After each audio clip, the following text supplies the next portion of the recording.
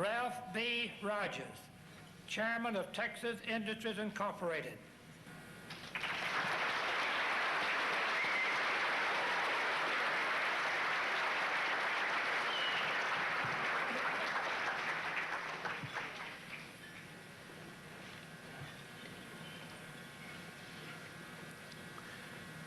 When I came home from school 69 years ago, crawled in a big armchair to read Horatio Alger stories. It didn't take very long to be convinced that a formula which was so simple that a 6, 7-year-old boy could understand it was the kind of formula to be followed. Horatio Alger said, if you're fortunate enough to be born and live in the United States of America, you will be a free man, free to try to succeed, free to fail. You will have equality of opportunity, so all you have to do is work hard and you'll be successful.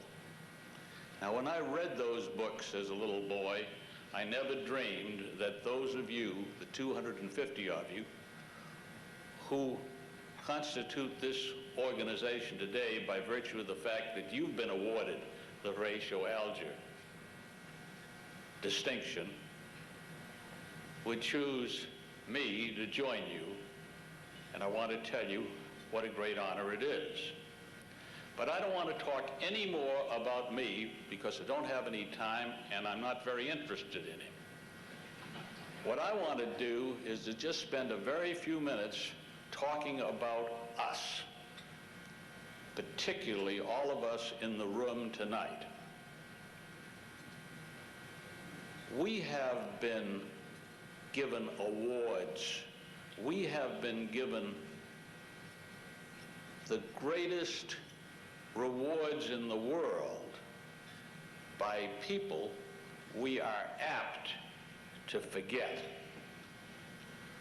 From the earliest days of man, certain rare individuals came to prize freedom over anything else.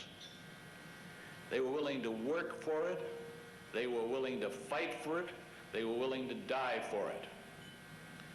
In very recent years, you remember the pledge that was made which brought about the creation of this great country, where the group met and pledged their lives, their fortunes, and their sacred honor to create a country, an island in a sea of tyranny, slavery, oppression, an island where people could be free and where there could be equality of opportunity for all.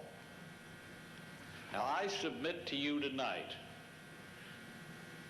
that the gift of freedom, the gift of equality of opportunity, has brought you and me blessings achieved nowhere else, particularly by people of as little talent as this speaker represents. Now, when you are given great blessings, they don't come free. This freedom was not handed down on a silver platter. You remember the great words of the English statesman who said in Parliament one day, "All that is necessary for the triumph of evil is for good men to do nothing." Please remember that what you have and the success you and I have enjoyed is the result of struggle, struggle, and struggle